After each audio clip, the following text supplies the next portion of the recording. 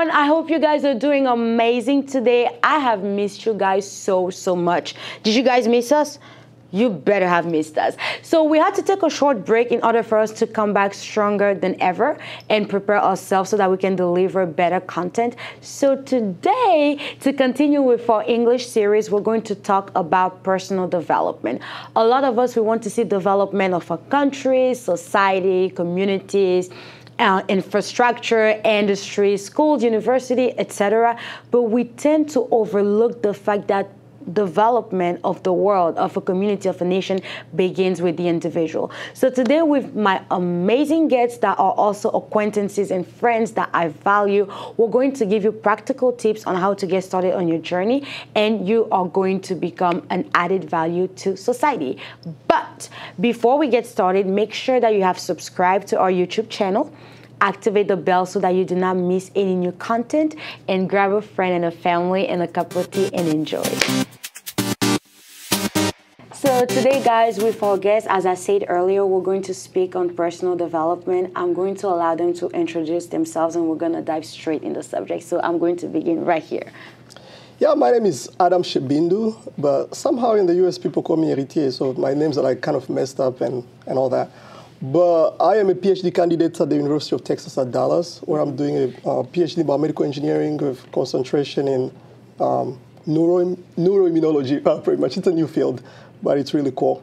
And originally from the Congo. I love the country. I love the Congo. I run a business there as well, where we develop technology to just try to bring change to Congo. In the US, I'm involved in so many hobbies and so many other stuff, especially personal growth and development. I host a podcast. I co-host a podcast with my friend Mark Alain, where we just share our tips. We share the experiences pretty much of the book that we read and how they transform our lives and how they help us grow. So we are on our, I think, 11th episode now, and we keep on going. We're going to be hosting a lot of guests. We're about to go also on video cast as well, so that's going to be fun. We are setting up having a whole setup where we can have a video cast, and we have a few big caliber like guests coming up, so we're excited about it. And yeah, that's all about me, I guess.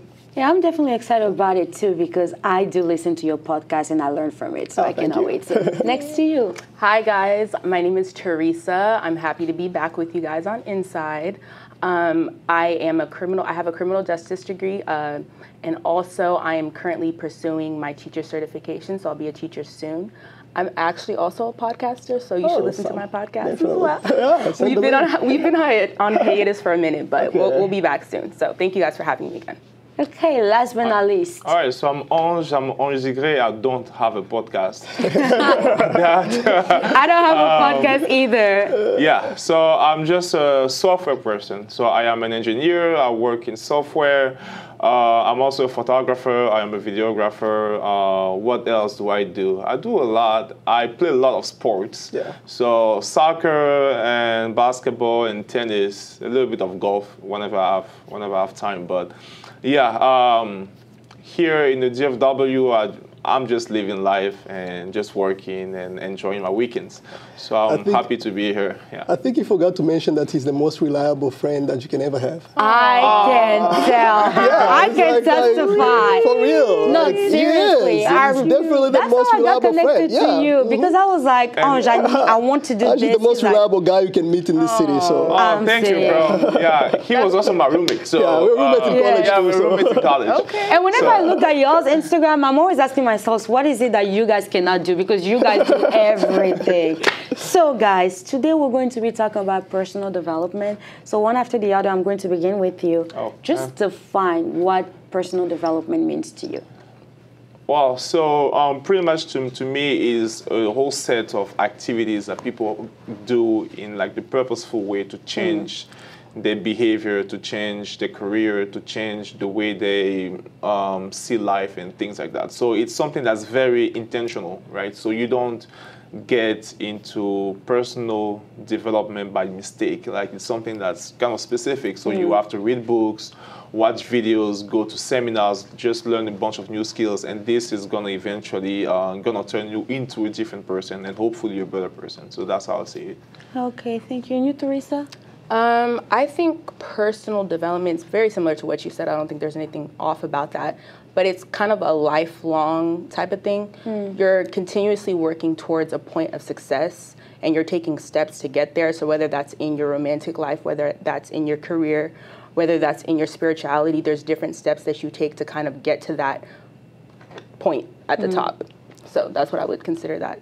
And you, Adam? Yeah, I think personal development by definition, and this is just my own definition that I think of it, it's just a work on character. There are two things when I talk about personal development. I talk about character and skills. Personal development is development of both of them, both character and skills.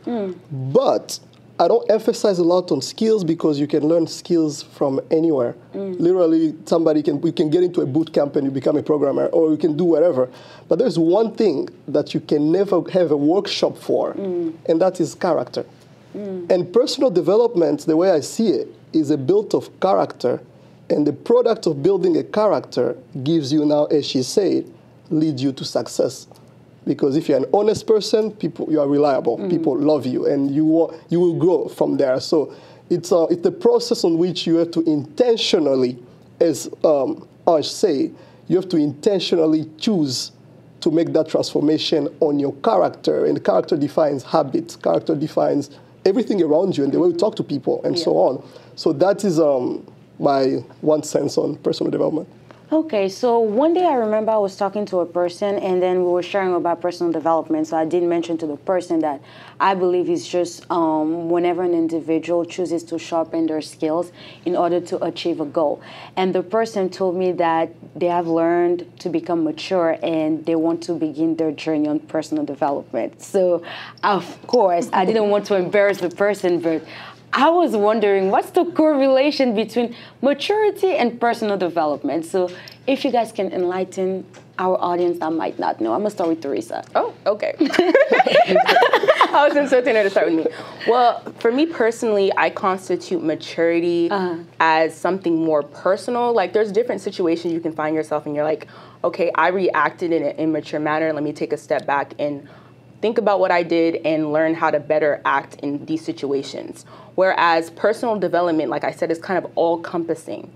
It goes hand in hand, but I don't think personal development and maturity are the same thing, if that makes any sense. I don't know. That's kind of what I have to say about that. I don't know what you guys have to add to it. And you, Ash? Okay, that's a very complicated thing to kind of explain, but the way I'm seeing, there is somebody that will get a lot of maturity usually is through experiences, right? So like there's something that needs to happen for you to see that, let's say, it is not everybody that smiles with you that actually likes you. So like, but like this only comes in maybe experiences, right? And then you have maybe that friend that maybe you trusted, and then later on you hear them talking, behind your back, and it wasn't that nice. Then at that moment you're like, oh, okay. So it's not always the way it looks, right? So a lot of like experiences happen. This is something that just happens with time. You just can't get like mature at 5 years old, right? Just because you have a short period of time to even live. So you have to meet all of those circumstances and all of those experiences. And this usually just takes time. So for like personal kind of development, you can read books, right? But then for those experiences, like they have to happen. So if you're lucky enough to have a lot of experience, whenever you're young, you will mature usually faster than like others. But like, let's say, so I do know friends who are like in the mid-20s, but then they were born into money. So they don't have the kind of maturity to understand that there's somebody that could be hardworking, but still the circumstances just are just not there for that person to like have a lot of freedom in like just in terms of finances, right? They're still struggling, right? But then a rich person that was just born into money doesn't really have that experience of like struggle until they even get to that point where they're like, oh, wait, I was hardworking, I was doing this, I was doing that, but then I had no money in my bank account. So like those are just things that happen with experience. What about you, Adam? The correlation between maturity and personal development, I will say that actually they don't have a lot of things to do with each other. That's just how I think about it. And the reason why I think like that is because maturity is a function of age. As he said, it's experience. Experience is a function of age. So you end up maturing, like talking about, and maturity can even be linked to biological factors, where basically, like when we talk about maturity of a fruit or a tree matures when it can produce fruit. And when does it produce fruit? When it has grown enough to produce fruit. But personal development has, it's a whole other thing. You can actually be 15-year-old. You've never been through too much in life, but you have built enough character that actually it can be very transformative to many people's life, which is not maturity at all. So, and to just see it in that perspective, I can see that maturity and personal development, I wouldn't put them together. Because one is just, it's happened. As you say, things happen by accident. You learn from them, they change you. Personal development doesn't happen by accident. You have to choose to grow personally. So it's very different. I cannot put them together. Actually, I don't even use the two in the same sentence because maturity has been so abused, especially in the Congolese community. Like, literally somebody will remove their WhatsApp profile picture and then now he's like mature. Yeah, like that's like, oh yeah, now I'm mature because I don't put my, like people having, you know, like those people who have no pictures on their Instagram whatsoever. Oh, yeah, so literally mature. they feel so mature. They feel like the rest of us who put pictures out there, they're like such immature. So like, yeah, it's been so abused to a point where I'm like, they're trying to be humble. Yeah, like, they're trying to be humble. And people tend to connect the two, and they cannot really be connected. Personal development is a choice, and you are not born with it. Maturity, you can be born, you can grow. When you are 30 years old, you are not thinking like a 5-year-old. That's how it works. So, you know, like even the Bible says that I was a kid, I used to think like a kid. Now I'm an adult.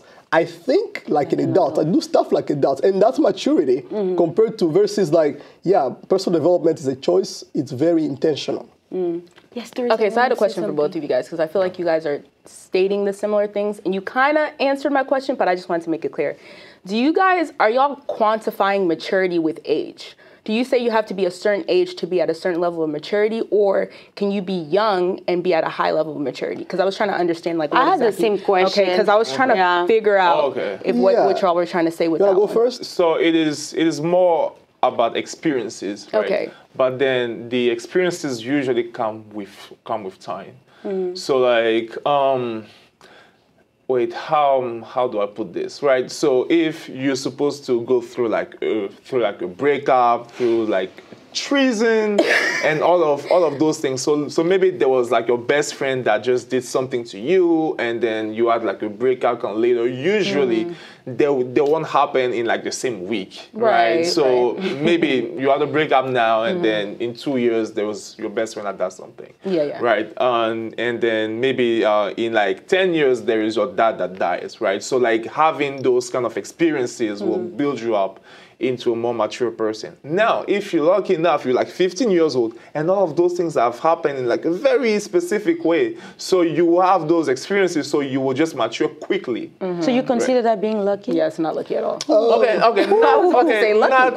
lucky in that sense, but since we have to be mature at like a certain point, if those things have happened kind of early on, because your mom cannot die twice, can she, right? So it's just one time. So if that happened kind of quickly, then you would learn from it, and then eventually you will just to go back there, there's a question of things happening by accident, things happening to you, not you making things happen. That's the kind of a difference that is there. Maturity comes from things that happen to you. And that, as he say, is a function of experience, and experience is a function of age. And at the certain points, that's why I say, like, at a certain point, maturity becomes a biological factor. That's where you actually grow. Like, for example, okay, I'm going to give an example, like a girl developing, right? When she's like, I don't know, 7-year-old, she's just almost like playing with the boys and almost like a boy. But then biological experiences or biological appearances starts happening to her. And then that actually brings her even a certain level of wisdom. It starts making her understand. That is no personal growth. Okay. It's no personal development. That is just something happened to you that you have no control of whatsoever, and you learn from it, and it educates you, it shapes you. Okay. And that has nothing to do with actual personal development, the way I see it at least. Okay. So now do you want to say something? No, go for it. Okay. So now I wanted to know, has it ever happened to you whenever you made a decision to develop yourself personally to see people live your life? Oh, yeah.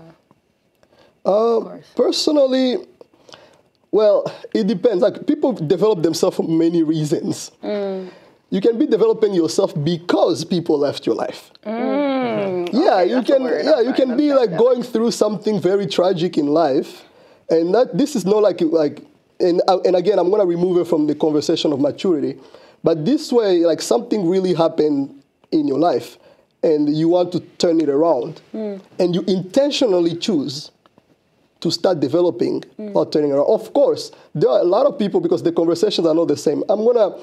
He's gonna kill me for this, but my little brother Goel, if he hears that, he's gonna kill me for it, because of course. My little brother. My brother said, well. He's definitely gonna watch that. Yeah, of course, he's gonna kill me for it. But he said one thing that's actually I carry with, and if you listen to my podcast, I cite that a lot of time.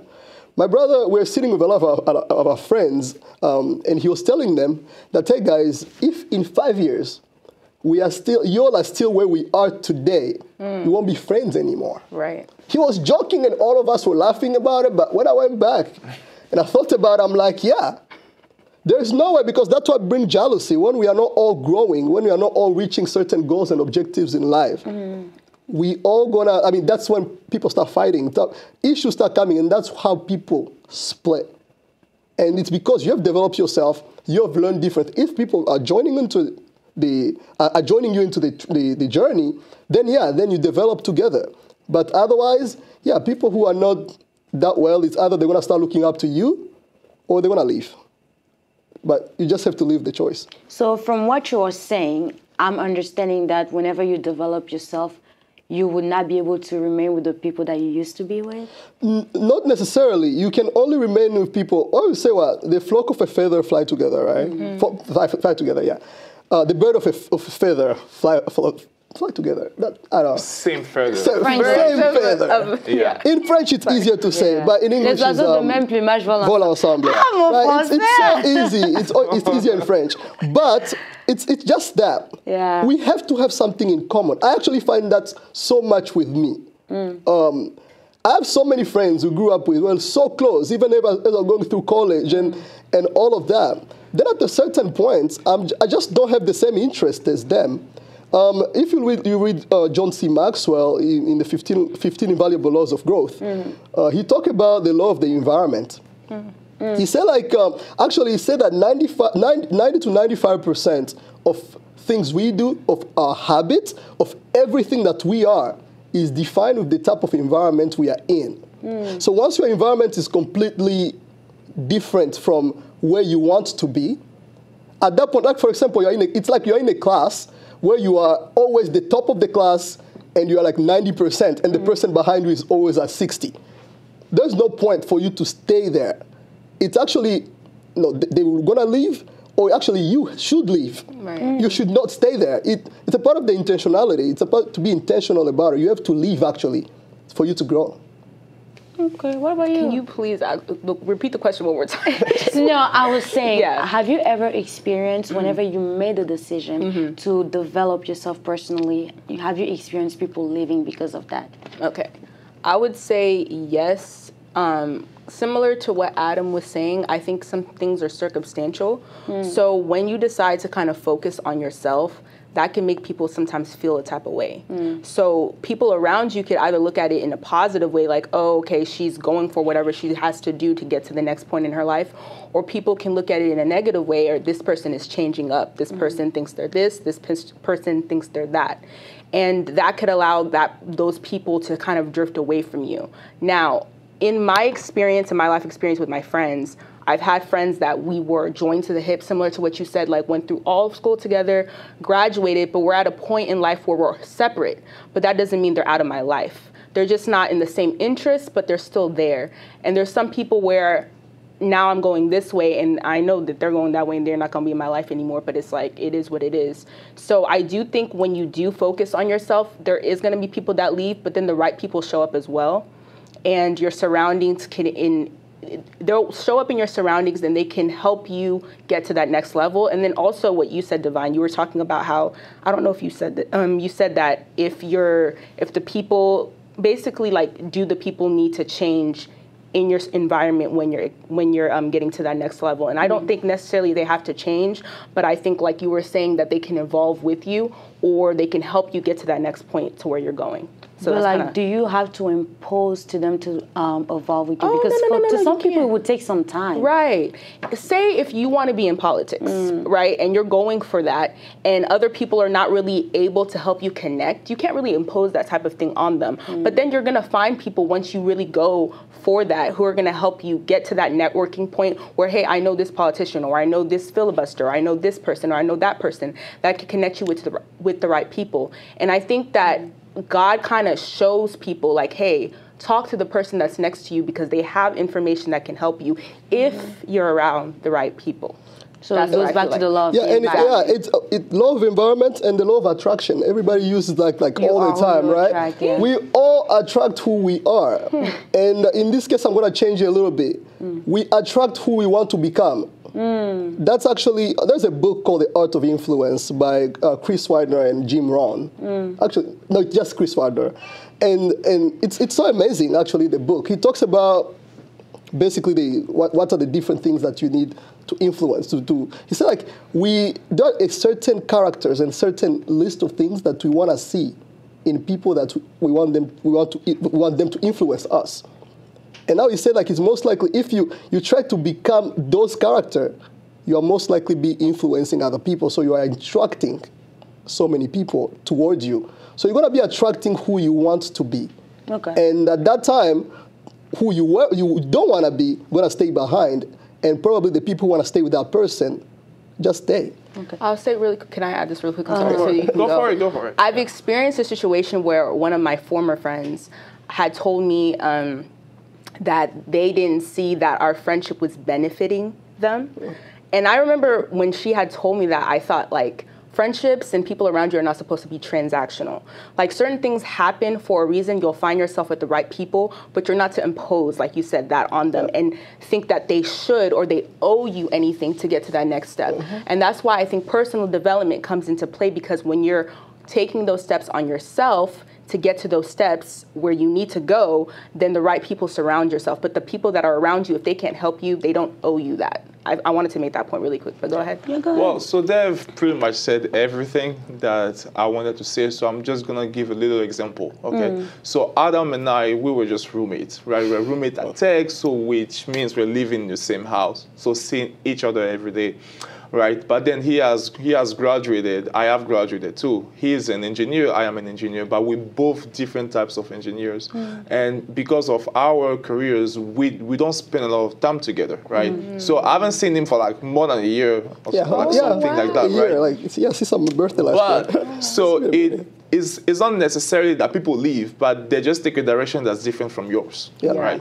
And like there's no hurt feelings. It's just that you do have to have the maturity to understand that Adam is not going to call you every single day like he used to, because now he is talking to people who are engineers, but in the biomedical, right? Biomedical, and I'm talking to people that are engineers in software, right? But then eventually things happen, like now where we like doing the podcast, not really podcast, like the show. It's about the show. Okay, so we're like doing the conversation right now, and then we eventually meet, right? So even if he's going like in his path, I'm also going in my path, eventually path might actually meet, like, and then we'll, collaborate on things, and whenever he's going to get married, I'm going to show up, stuff like that. So I'm just waiting for you. Man, I'm waiting for yours, bro. Yeah, first. So like you guys are waiting for each other. In the midst of the confusion, wait for the return of Jesus. Because I have been saying it on like Instagram, right?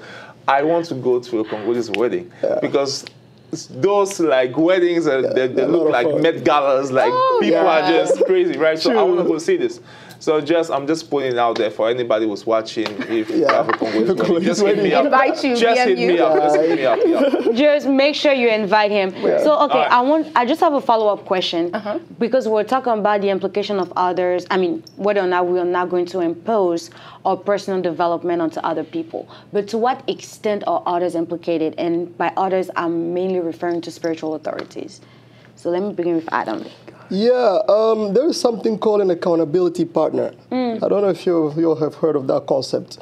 That is the person that keeps you in check. And usually those people, there's that and there's mentorship. Those are two things, actually. I learned so much from John C. Maxwell. John C. Maxwell is a pastor, actually, of a really huge church, but he's an amazing leadership author. So he's written over 70 books on leadership. Wow. I read him, I study him. I'm on a streak to Have you met study him? I haven't. One of my dreams is actually to meet him and to just spend even 5 minutes, even just take a selfie or something. And breathe the same air. I want to go to one of his talks because the guy is just amazing.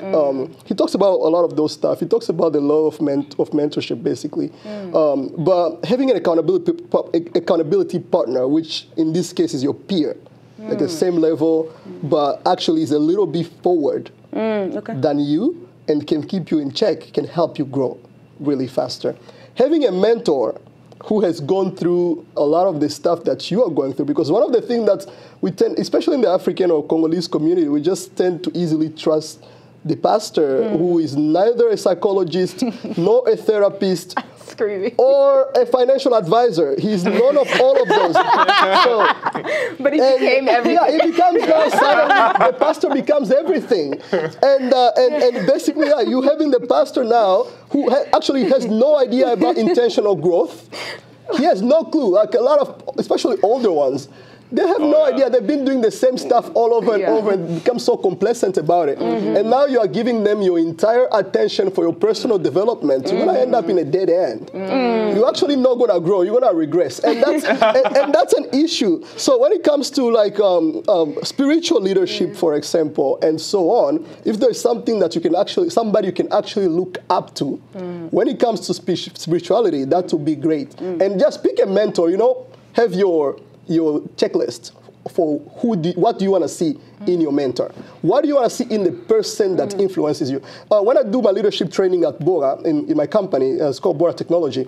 When I do my leadership training at Bora, what I do, like we do some workshops. And in the workshop, people write, what are the 10 things that you want to see in somebody that would influence you? And if it's spiritual growth, if it's a person who loves just being spiritual, make sure that you write that down and you find that person that can actually help you reach the level where you want to be. It's a huge part of personal development. Having a mentor is actually one of the most crucial part. And also having an accountability partner, somebody who can keep you in check. Like, for example, like you have somebody who checks, like, for example, people who want to grow out of porn, for example. They have somebody who can see their browsing, list or menu and so on, and that can keep them in check for them to reach the level where they want to be. What about you, Teresa? I'm going to kind of steal what he said a little bit. I definitely agree with accountability partners in terms of spirituality, because that's where I've experienced accountability partners the most. So a group of girls, a group of friends that you can kind of look to if you're trying to get to a certain place spiritually that can keep you in line. Like, hey, I messed up. Can you pray for me, or whatever the situation may be, and they're there for you. So I can see how that could be a positive influence towards positively increasing your spiritual life. With mentors, I would say you have to be kind of careful and kind of know who you are if you're going to go that route. Specifically, I'm just talking about spirituality. I'm not talking about the business aspect, because I know people who have gone under mentors for spiritual stuff and they just blindly follow whatever their mentor says. So, hey, my mentor said I should do this.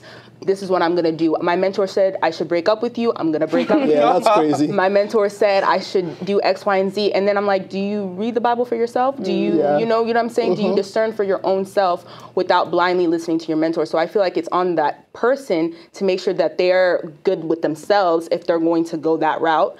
But I do think accountability partners is really important. What about you? Okay, so since they talked about the spiritual aspect, so I'm gonna try to talk about business, right? So whenever you have a mentor in business, you do have to put some kind of boundaries, right? They are like you're looking at that person for business, right? So you do have to understand, okay, I'm looking for his advice in business, but you also do have to understand that people are just not just one thing that just goes into business and then that's it, right? So they have other aspects of their life. So you have to make sure to know, okay, if, for instance, if my mentor is Elon Musk, right? I need to know, okay, I'm looking for the business aspect of it. Now, for him having 9 kids with 5 different women, maybe not there, right? So, you first have to put that in your head that your mentor in business isn't flawless in other stuff. Isn't even flawless in business, right? Yeah. So, you do have to know that first to be like, okay, this is what I'm trying to get from that person, and let me make sure that I don't get the other stuff from him because he or she might just not be perfect in the other aspect of things. So I think that's like kind of the difference that I would pretty much put. And also yeah, don't just blindly follow your mentor because it said this, it said that. Right. Because after all, you still have a brain. So I don't even know a person that's into any field that doesn't made any kind of mistake, right? So it's very important to know that those people are still human. And learn from them, but remember they're also human and know exactly what you're looking for in like your mentor. Okay, so quickly, because we're almost at the end, I wanted to know what are the practical steps that you guys have implemented personally in order to start your journey of personal growth? So I'm going to begin with Teresa. Okay, so I don't know all of the steps that I'm about to refer to. I'm talking about the Maslow's hierarchy of needs. I studied that a little bit briefly.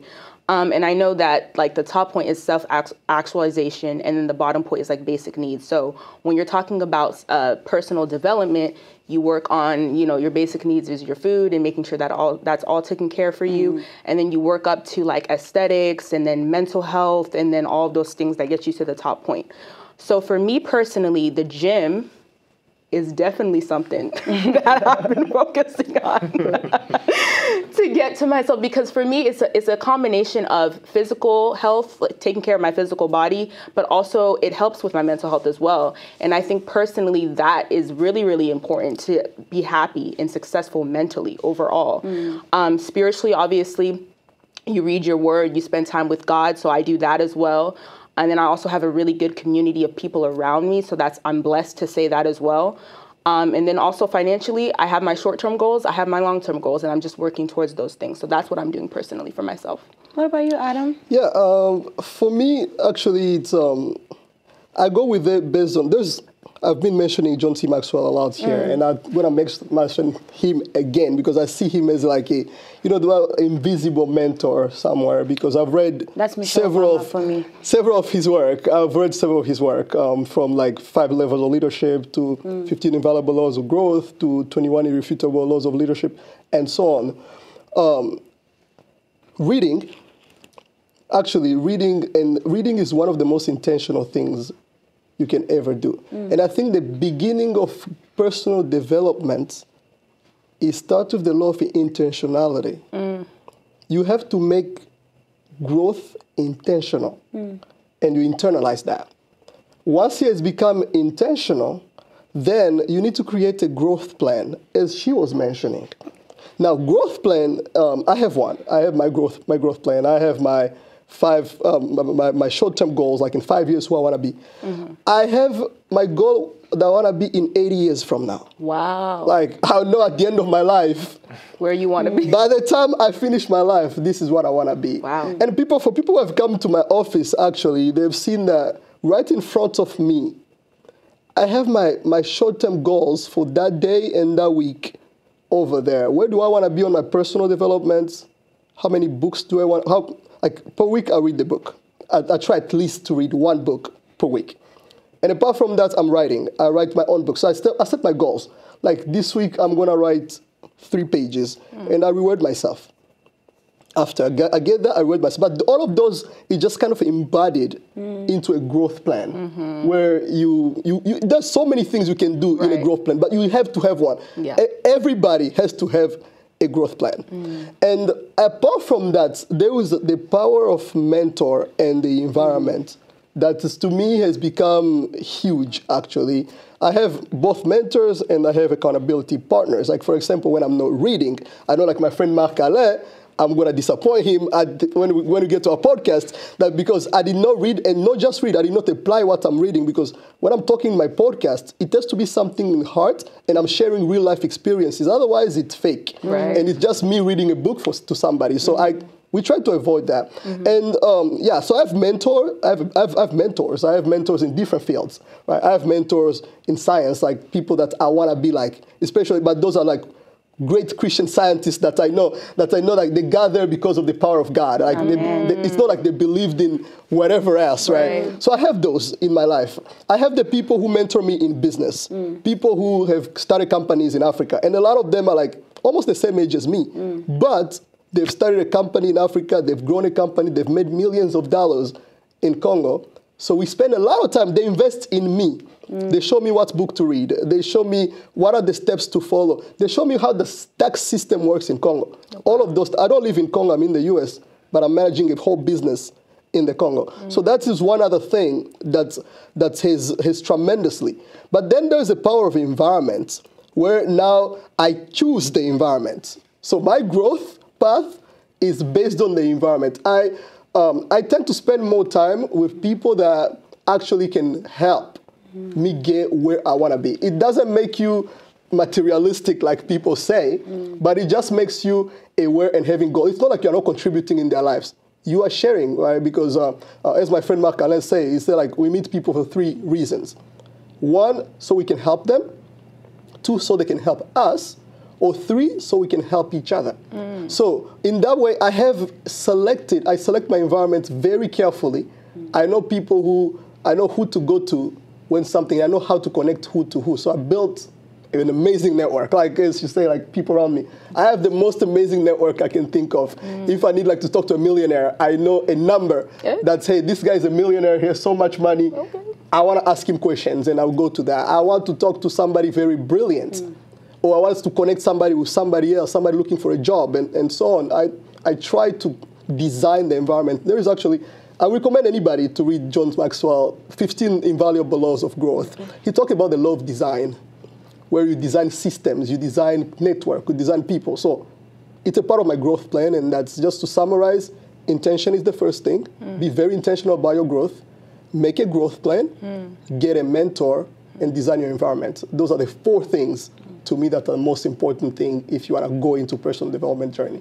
Thank you. And what about you, Ansh? So Adam said a lot, but since we were roommates, we kind of rub off each other. So like our plans are like very similar. But before even making the plan, there is one thing that I think is very important to know, is to know what is the biggest asset that we have. We have time.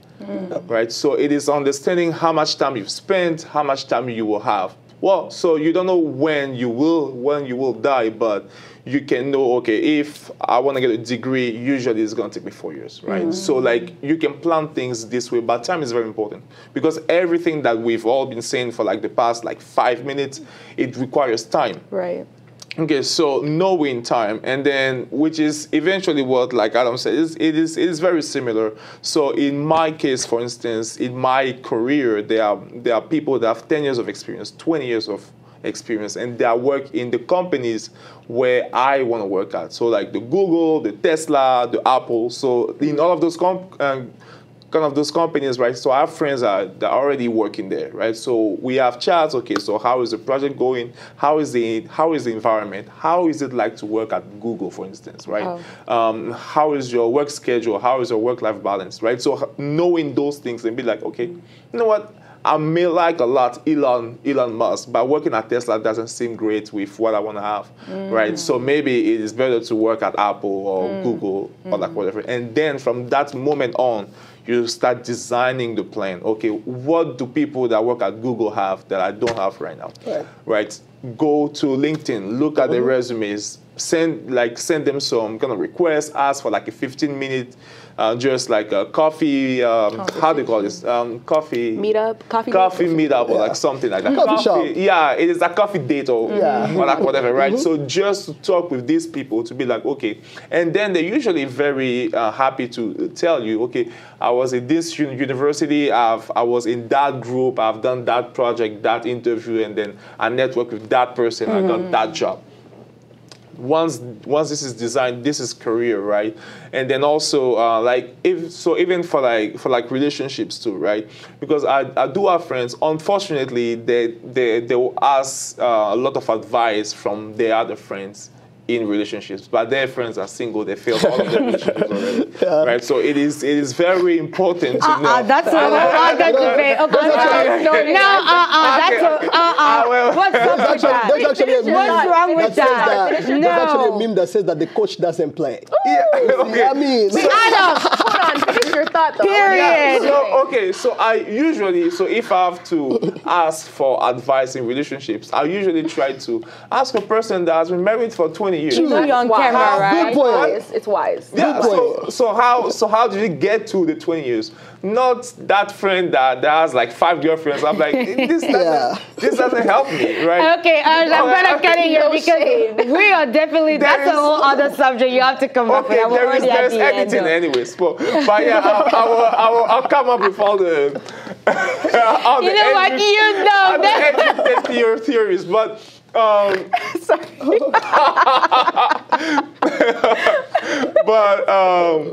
yeah, so like you do have to know, okay, I'm taking advice from that person. Do they have the credentials, or are they just nice at talking? Right? Yeah. True. Yeah, because you have those friends that'll tell you all of those nice stuff. Like, you should do this, you should do this. Motivational speakers. But they haven't done anything yet. They're motivational speakers. Yeah, they'll give you a lot of motivation, but then they haven't done anything. Anything they have done has failed already. Right? So I'm just think of you having a surgery that's coming up. You have 2 surgeons. There's that one surgeon, all of his patients died. And then the other one, like, he has had some like success, but maybe he doesn't look as cute as like the other surgeon. What does beauty have to do?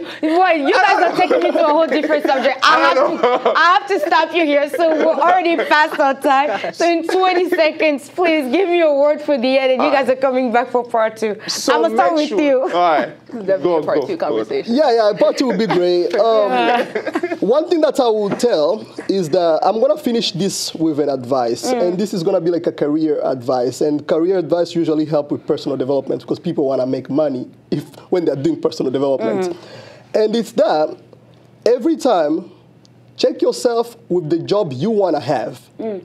So keep reading, keep updating yourself with what is that hottest position that you want to have, and ask yourself, do I have both the skills and the character to get to that position that I want to have? Keep asking yourself that, and I think that will push you to actually grow. What about you, Teresa? Mine is pretty quick. I think when you're on your journey with personal development, sometimes it can be a little lonely because you have to isolate yourself. But I find in isolation that you can think clear, and it's not a bad thing. When you're isolated and you're focusing on yourself and you're working towards your goals, whether it's career-wise or whatever aspect have you, it can be a very positive thing. And I would definitely say out of this conversation, I've learned that I need to read more because I definitely have not read enough books, but that's what I would say. All right. And then I'll finish off with you. Okay. So I would say that it is a lonely road first. You don't go there with all of your squad, right? No. So it is a lonely road, but also it's very important for you to encourage yourself by visualizing it. So if it's a vision board that you have, like, to write on it and stuff like that, to know, okay, I am here, I'm trying to go here, I'm trying to go here, I'm trying to go here. This usually helps in just being able to see the vision, right? So let's say you want a very beautiful house you don't have the money yet, you do the whole plan. I'm going to do this, I'm going to do that, and drive into a neighborhood where those kind of houses are. So it helps your brain even visualizing things, and then it just gives you the motivation, because it is a lonely road usually. Yeah. So by faith, huh? Yes. Yeah. All right, thank you guys so much. I had so much fun talking with you guys on this subject. I definitely need a part two, because I feel like I have a lot of things to say, but I couldn't say because I wanted you guys to share your mind, because I know you guys have a lot of information. So thank you all for coming. Thank you for honoring my invitation. I appreciated every single one of you. And for those of you watching, do not hesitate to subscribe to our YouTube channel, and make sure that you activate the bell so that you do not miss any new content. And before next time, make sure you stay safe, and thank you. Ciao. Bye.